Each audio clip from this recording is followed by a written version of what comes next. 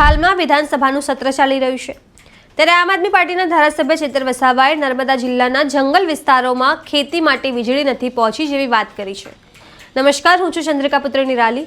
આવો સાંભળીએ ચેતર વસાવાએ વધુમાં શું કહ્યું।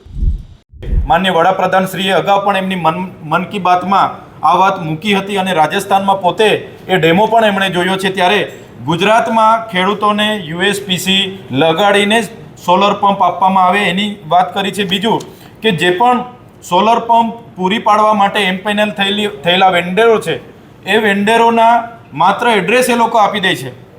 ખેડૂતને જ્યારે કોઈ સ્ટાર્ટર બગડે, મોટર બગડે કે કંઈ પણ થાય એના રિપેરિંગ માટે ત્યાં કોઈ પણ જગ્યાએ સર્વિસ સ્ટેશનો હોતા નથી, જેને કારણે કંપનીમાં પંપસેટ ખેડૂત મોકલે અને પંપસેટ બનીને આવતા અઠવાડિયું કે 15 દિવસ લાગે તો એ પાક પણ સુકાઈ જતા હોય છે।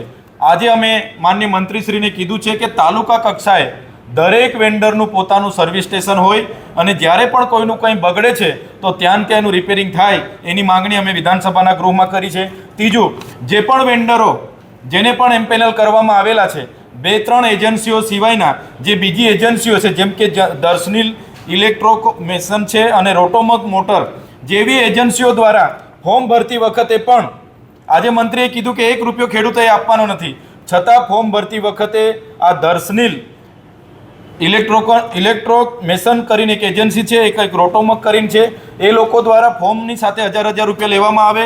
જ્યારે સ્ટ્રક્ચર ઊભું કરવામાં, ફાઉન્ડેશન કરવામાં પણ 1500 રૂપિયા લેવામાં આવે છે એવી ફરિયાદો અમને મળી છે।